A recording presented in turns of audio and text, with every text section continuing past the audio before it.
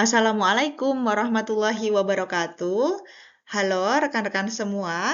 Hari ini kita akan belajar tentang visualisasi data dengan software R atau RStudio.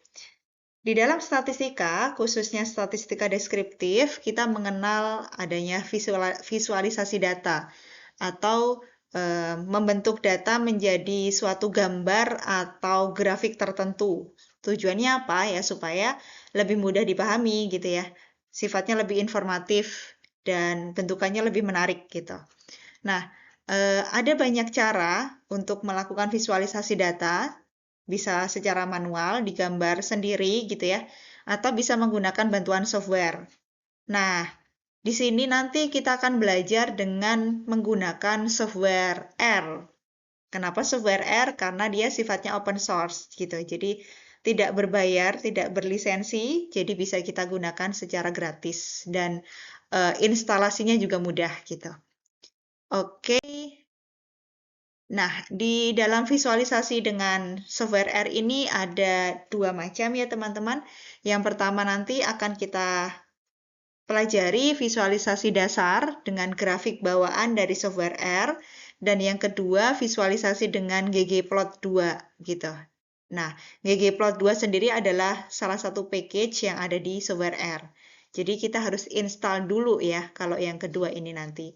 Kalau yang pertama ini tadi kan dia bawaan ya dari software R, jadi sudah langsung bisa dibuat tanpa harus menginstal package. Sedangkan yang kedua ini karena dia butuh ggplot2, maka package ini harus kita install dulu gitu. Oke, sebelumnya di dalam visualisasi dasar dengan grafik bawaan software R, ini ada berbagai jenis yang bisa kita buat ya teman-teman. Mulai dari diagram garis, atau istilah lainnya line chart, bisa juga dibuat diagram batang atau bar chart, kemudian diagram lingkaran atau pie chart, dan juga diagram pencar atau scatter plot gitu. Jadi ada 4 macam visualisasi yang bisa kita bentuk nanti dari bawaan software R. Selanjutnya, yang kedua ini tadi yaitu dengan ggplot2. Nah, visualisasi dengan ggplot2 itu merupakan salah satu keunggulan utama dari ekosistem software R ini gitu. Karena di dalam paket ggplot2 itu menyediakan cara yang fleksibel, lebih elegan dan konsisten untuk menampilkan data dalam bentuk grafik gitu. Dan ggplot2 ini mengadopsi Grammar of Graphics. Dan nanti ggplot2 memungkinkan pengguna itu menggunakan visualisasi secara bertahap dengan menggabungkan komponen-komponen grafik gitu. Nah, pendekatan ini nanti membuat ggplot2 itu sangat powerful teman-teman untuk menghasilkan visualisasi yang tidak hanya informatif tetapi juga modern dan juga estetik gitu. Oke. Nah, di sini ada beberapa bentuk juga yang bisa kita buat ya dengan ggplot2. Di antaranya yang pertama diagram batang atau bar chart. Kemudian yang kedua itu diagram pencar atau scatter plot. Kemudian kita juga bisa membuat box plot. Dan yang keempat histogram. Jadi ada 4 hal yang bisa kita buat, ada yang lain lagi, tapi kita fokus ke 4 ini. Nah, nanti akan kita coba terapkan ya, kita aplikasikan bagaimana sih membuat grafik-grafik tersebut dengan menggunakan software R. Oke, selanjutnya silahkan teman-teman menyiapkan dahulu software R maupun RStudio-nya, kita akan mencoba menerapkan secara langsung. Oke, sekarang kita akan langsung mengaplikasikan di software R kita. Setelah teman-teman membuka RStudio atau R-nya teman-teman masing-masing, kita akan melihat tampilannya seperti ini. Kalau di tempat saya sudah membuka di RStudio ya. Jadi tadi sudah kita ketahui bahwa ada 2 macam cara ya dalam memvisualisasikan data di R. Pertama, visualisasi dasar bawaan dari R. Jadi tanpa perlu menginstal package tertentu, kita sudah bisa membuat visualisasi data. Atau dengan cara yang kedua tadi ya, bisa dengan menginstal package ggplot2. Nah, di sana juga nanti bisa dibuat beberapa grafik tertentu gitu ya. Oke, kita mulai dari yang pertama ya. Dari visualisasi bawaan dari R, kita bisa membuat grafik garis atau line plot. Misalkan kita masukkan dulu data kita coba submit atau kita input ya datanya. Mulai dari variabel yang pertama yaitu X, itu berisi datanya 1, 2, 3, 4, 5. Nah, ini. Coba kita running dulu teman-teman dengan memencet kombinasi tombol CTRL Enter. Selanjutnya yang variabel X sudah, terus variabel Y-nya coba kita running juga. Maka kita sudah punya dua variabel. Untuk yang sumbu X dan sumbu Y-nya, nah, ini saya input secara manual. Teman-teman juga bisa membaca dari file teman-teman ya. Jadi tadi kalau kita sudah punya data, misalkan data 1 gitu ya, dengan format Excel misalkan. Nah, kita baca saja data kita tersebut gitu. Jadi kalau di perangkat kita sudah ada datanya, terus kita mau membuat diagram atau grafik garis bisa juga gitu. Ini di sini misal saya punya yang formatnya Excel dengan cara menuliskan sintak data 1 read Excel. Jangan lupa karena di sini formatnya Excel maka kita harus install package yang read Excel ya. Jadi diinstal dulu package read Excel baru nanti bisa diimport data ini. Untuk importing data, teman-teman bisa mempelajari di video dengan judul importing data ya, yang di video sebelumnya. Teman-teman bisa pelajari dulu bagaimana cara importing data di R. Nah, ini contohnya, misalkan saya sudah punya data masing-masing ini dengan format berbeda, saya akan coba import, misalkan dari Excel saya ya. Ini yang berformat Excel, saya coba import ya. Oke, saya beri nama data 1. Oke. Selanjutnya, saya akan membuat plot garisnya. Nah, plot garis ini misalkan dari data tadi yang XY saja ya. Saya kan tadi punya dua data nih. Data yang saya input sendiri, langsung dari R, dan data yang saya masukkan atau import dari format Excel. Oke, data yang saya masukkan sendiri di R yaitu XY ya. Sumbu X berupa 1, 2, 3, 4, sumbu Y berupa 2, 4, 6, 8, 10. Oke. Di sini untuk membuat plot garis, saya tuliskan plot, kemudian XY-nya ini adalah berupa data X-nya. Kalau data X-nya atau data di sumbu X-nya mau apa? Kalau tadi datanya adalah X, sumbu Y-nya saya Y, nama datanya. Ya itu, saya tulis XY. Kalau misalkan datanya teman-teman X-nya adalah katakanlah umur, nah ini saya ganti umur. Terus Y-nya misalkan berat badan, nah Y-nya saya ganti berat badan gitu. Jadi XY ini menyesuaikan apa yang mau dimasukkan ke sumbu X dan apa yang mau dimasukkan ke sumbu Y gitu. Nah, karena data saya tadi untuk sumbu X datanya namanya X ya, udah saya kasih nama X. Nah, ini sumbu Y tadi data saya namanya Y ya. Saya kasih nama Y. Yaudah, nah ini saya kasih Y gitu. Jadi XY ini menyesuaikan nama data kita ya nanti ya. Apa yang mau kita masukkan ke sumbu X, apa yang mau kita masukkan ke sumbu Y. Dan ingat, yang dimasukkan ke sumbu X itu adalah, kalau kita punya dua data, dua variabel, maka yang masuk ke sumbu X adalah data yang sifatnya mempengaruhi. Atau data yang independen ya, data yang mempengaruhi. Misalkan umur dan berat badan, maka umur mempengaruhi berat badan. Jadi umur kita masukkan ke sumbu X, berat badan kita masukkan ke sumbu Y gitu. Jadi ini nanti umur Y X-nya kita tulis umur. Kalau misalkan data kita ada umur dan berat badan, Y-nya adalah berat badan gitu. Jadi ciri-cirinya begitu untuk menentukan mana X, mana Y. X-nya adalah variabel independennya, yaitu yang mempengaruhi, dan Y-nya variabel dependennya atau yang dipengaruhi. Kemudian type-nya adalah saya pilih L dengan dikasih petik ya, depan belakang ya. Terus call itu color. Colornya, garisnya nanti saya mau colornya itu blue atau biru.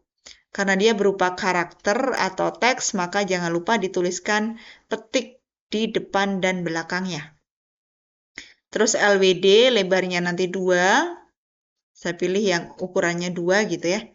Terus main itu adalah nanti nama grafiknya atau judul grafiknya di atas. Saya mau ngasih judul grafik garis di atas itu. Maka main sama dengan petik grafik garis petik lagi.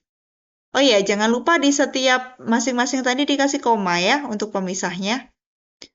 Kemudian X-lab itu berarti sumbu X-nya mau kita kasih nama apa? Di sini sumbu X-nya saya kasih nama X gitu ya. Jangan lupa dipetik-petik. Nah, tadi kalau misalkan umur ya ini diganti umur. Terus sumbu Y-nya mau dikasih nama apa? Y-lab sama dengan Y gitu. Jadi X-lab itu nama untuk sumbu X-nya, Y-lab itu nama untuk sumbu Y-nya. Sekarang coba saya running plot ini. Nah, ini hasilnya, grafik garis saya. Jadi dia berupa garis ya, karena grafik garis. Dengan warna biru gitu. Kalau warna ini menyesuaikan rekan-rekan semua. Kalau mau diganti red, ya bisa diganti red gitu ya. Tapi dalam bahasa Inggris, karena dia di R membacanya baca bahasa Inggris. Itu jadi bisa di custom ya sesuai keinginan. Kemudian yang kedua yaitu diagram batang atau bar plot. Nah, kita juga masukkan datanya ya. Datanya apa? Misalkan data saya nilai itu isinya 75, 80, 65 gitu ya. Dan namanya yang ada Ani, Budi, Citra, Doni. Nah, jadi masing-masing punya nilai tadi ya. Ani 75, Budi 80, Citra 65, dan Doni 90. Oke, kita running dulu ya masing-masing nilai. Kita running CTRL Enter secara bersamaan. Nama juga CTRL Enter secara bersamaan. Kemudian kita buat diagram batangnya dengan cara menuliskan bar plot. Kemudian buka kurung. Jangan lupa buka kurung. Terus nilai.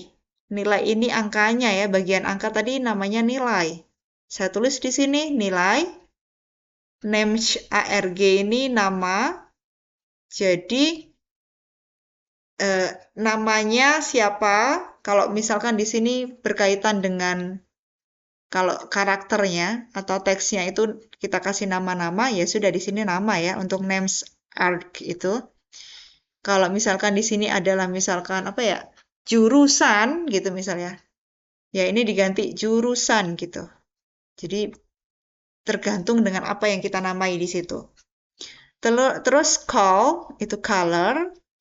Ya nanti diagram batangnya mau warna apa gitu.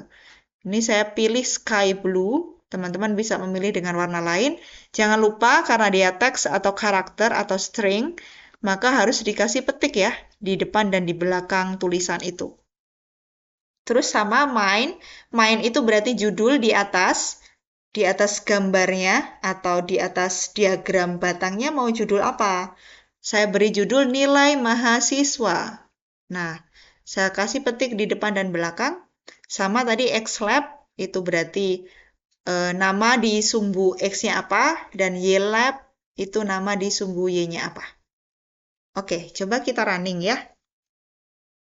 Ini dia hasilnya. Jadi ada Ani, Budi, Citra, Doni, masing-masing punya nilai sendiri-sendiri tadi ya, sesuai yang kita definisikan nilai-nilainya. Nah, kalau di diagram batang, ingat biasanya dia berupa kategori ya. Di sini kategorinya adalah nama mahasiswa. Dan di setiap batang pasti ada sela-selanya ya, dia tidak akan menempel. Kalau diagram batang ciri-cirinya begitu. dia tidak akan menempel dari satu batang ke batang yang lain. Pasti ada sela-selanya atau ada selisihnya gitu ya. Jadi nggak mungkin nempel. Kalau nempel nanti dia bentukannya kan histogram ya. Nah, kalau dia diagram batang enggak. Karena dia berupa kategori nama ya. Nama dengan nilai tertentu tadi. Gitu. Ini diagram batang, jadi masing-masing kategori sifatnya. Jadi dia batangnya sendiri-sendiri, ada jeda di setiap batang. Oke, itu yang diagram batang. Selanjutnya diagram lingkaran atau pie chart. Nah, di sini pie chartnya saya tuliskan dulu proporsinya ya masing-masing. Jadi kalau di diagram lingkaran itu kan ada angka ya pasti. Angkanya bisa berupa persentase atau bisa berupa ini apa namanya derajat ya.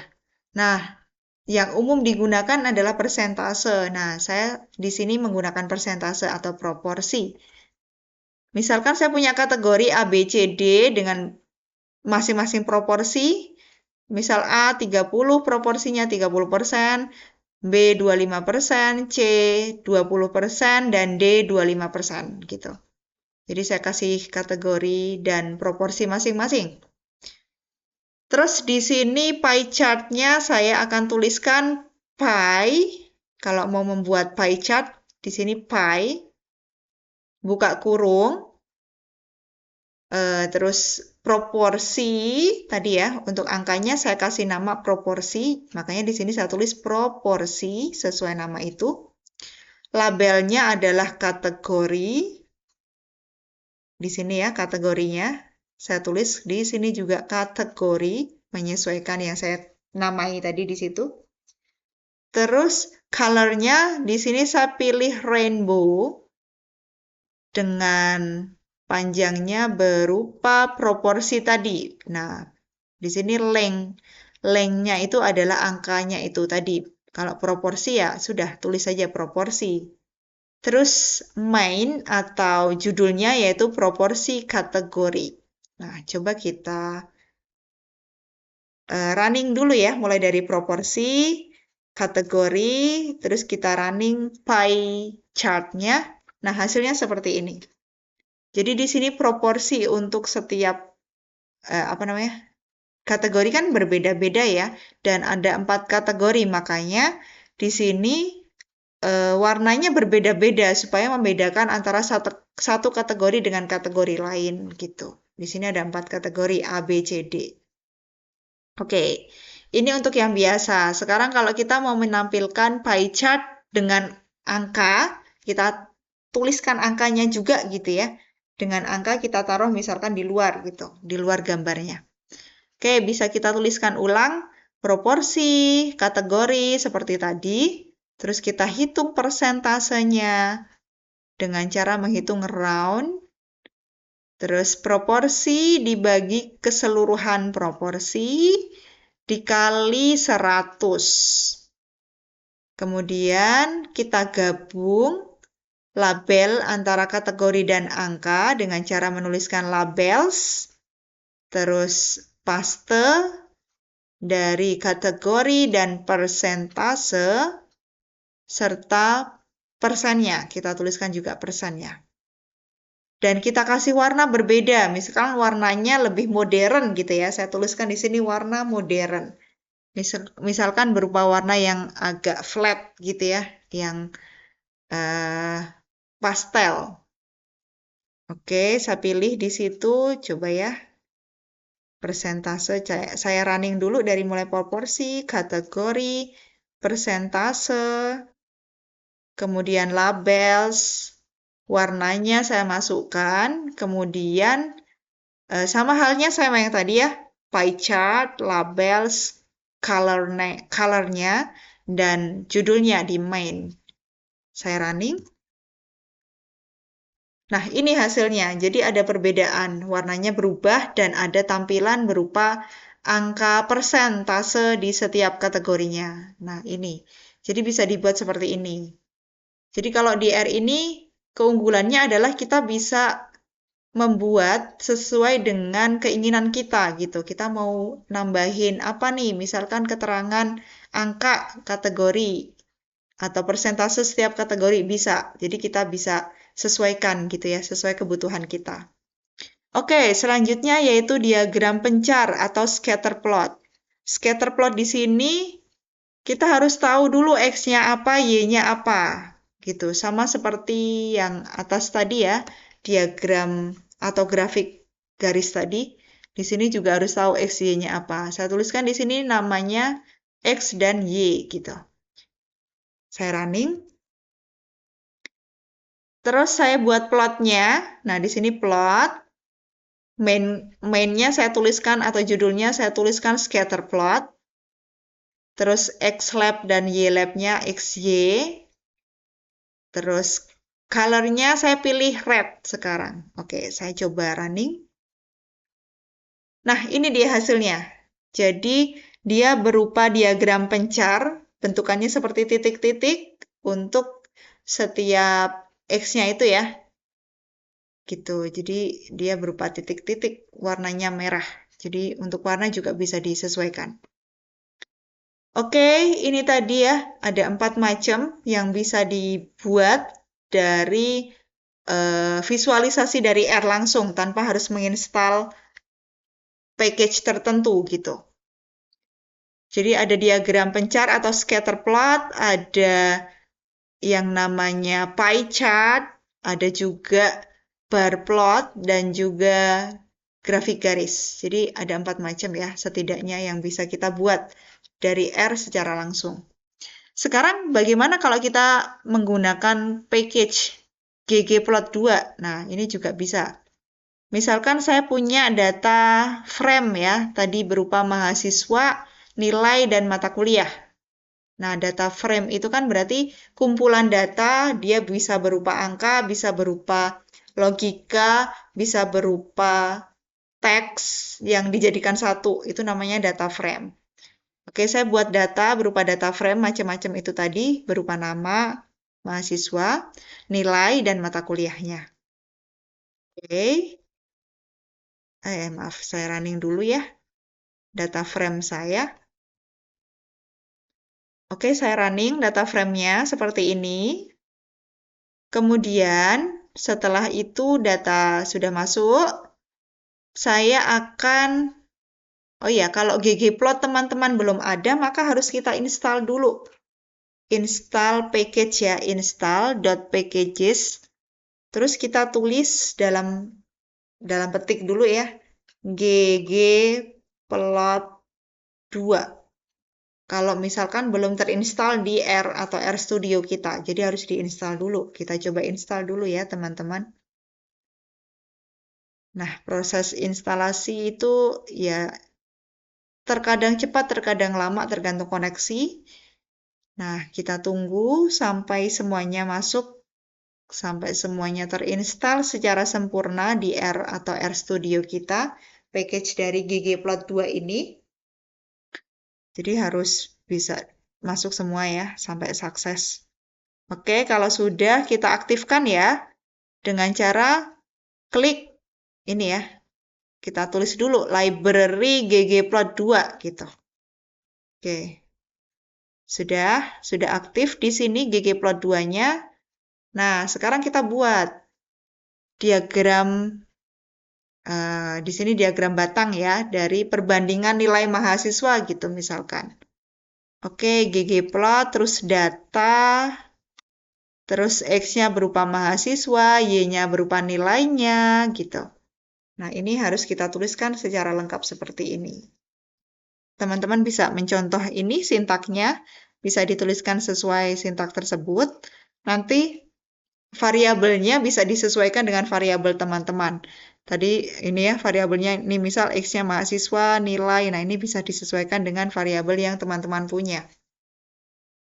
Title itu judul, terus X itu sumbu X-nya, Y itu sumbu Y-nya namanya apa gitu. Oke, saya coba running ya. Oke, hasilnya ini dia. Jadi untuk ggplot ini tadi karena dia lebih powerful ya, tadi warnanya juga lebih menarik gitu ya. di package ggplot2 ini. Jadi seperti ini tampilannya. Dia masing-masing mahasiswa sudah punya nilai sendiri-sendiri. Nah, dikasih keterangan di sini. Dia yang warnanya misalkan ini ya, apa? Orange, Ani, dan seterusnya yang menuju ke kuning, coklat ini Budi, dan seterusnya. Ini sudah ada keterangannya masing-masing gitu. Dan warnanya pun lebih menarik ya. Gitu. Ini untuk yang diagram batang. Terus kita juga bisa membuat diagram pencarnya atau scatter plotnya dari data kita tadi. Nah, bisa pakai ggplot lagi gitu ya. Terus kita coba lihat. Kita running, coba hasilnya apa. Nah, ini dia diagram pencarnya. Nah, apa bedanya yang warna biru itu untuk statistika dan warna apa nih ya, pink ya, itu untuk yang ekonomi gitu. Jadi perbandingan nilainya. Si Ani yang, misalkan nih, si Ani statistikanya 75, si Budi 80, si Citra statistikanya 65, dan seterusnya gitu. Jadi itu perbandingan nilai mahasiswa berdasarkan mata kuliah tertentu. Begitu. Kemudian kita juga bisa membuat box plot ya. Box plot dari apa namanya? Data kita tadi gitu. Nah, ini box plot. Jadi bedanya apa? Bedanya di sini. Kalau misalkan mau buat diagram batang ini geom, terus di sini bar. Jadi yang kita tuliskan di sini geom underscore bar. Itu berarti nanti yang terbentuk adalah diagram batang. Tapi kalau di sini geom terus underscore point, berarti nanti yang terbentuk adalah diagram pencar atau scatter plot ya. Kalau ini geom point. Terus sekarang kalau mau membuat box plot, maka di sini geom box plot gitu. Maka ini akan terbentuk box plot. Kita coba running ya, teman-teman. Nah, seperti ini hasilnya. Jadi box plot untuk mata kuliah ekonomi dan statistik. Box plot di sini ada 5 angka yang terbentuk ya nanti. Angka yang paling bawah ini nanti batasnya ya. Kemudian angka yang selanjutnya itu dia berupa Q1 atau kuartil pertama atau kuartil bawah. Yang tengah itu kuartil tengah atau Q2 atau median. Terus selanjutnya yang atasnya lagi kuartil ketiga atau kuartil atas. Dan paling atas itu adalah batasnya nanti. Gitu. Kalau misal kita punya data, nilainya itu di atas dari box plot itu, atau di paling bawah gitu ya, di paling bawah dari batas, berarti nanti itu termasuk outlier data kita tersebut gitu. Jadi box plot itu bisa sebagai pendeteksi ada outlier atau tidak gitu. Oke, itu terus ini tadi box plot ya. Terus yang terakhir kita bisa membuat histogram, teman-teman. Jadi tadi box plot sudah, ini bisa dibuat. Terus terakhir histogram. Nah, di sini kalau histogram berarti geom underscore histogram gitu ya. Di ggplot tersebut. Nah, coba kita lihat hasil histogramnya seperti apa. Nah, ini dia histogram. Jadi kalau di histogram bentuknya sama ya, seperti bar chart tadi ya. Dia berupa batang, cuma kalau di histogram batangnya itu menempel. Karena dia ini ya, nilainya itu berupa interval ya. Jadi dari batas bawah sampai dengan batas atas. Jadi berlanjut terus gitu ya nilainya tuh. Makanya dia karena berlanjut itu maka dia menempel gitu ya. Batangnya itu berlanjut terus. Dari sekian-sekian ada sebanyak frekuensinya sekian. Dari sekian-sekian frekuensinya sekian gitu. Jadi berlanjut terus nilainya gitu. Dia biasanya kalau histogram itu merupakan data numerik. Kalau yang bar chart atau diagram batang itu merupakan data kategorik gitu. Walaupun sama-sama batang ya, teman-teman. Tapi kan kalau diagram batang tadi per kategori ya, sumbu X-nya. Sedangkan yang histogram, dia sumbu X-nya merupakan nilai tertentu gitu ya, dari batas bawah berapa sampai batas atas gitu. Dia berlanjut terus ya, ada interval-intervalnya gitu. Dia data numerik untuk sumbu X-nya itu ya. Begitu. Jadi itu tadi yang bisa kita buat ya dari visualisasi dengan menggunakan software R. Nanti silahkan teman-teman bisa mencoba sendiri tadi ya, mulai dari yang bawaan R langsung maupun dengan menginstal package ggplot2 di R. Oke, itu saja yang bisa kita pelajari hari ini teman-teman. Semoga bisa bermanfaat untuk kita semua. Semoga memberikan keberkahan untuk kita semua. Saya tutup. Assalamualaikum warahmatullahi wabarakatuh.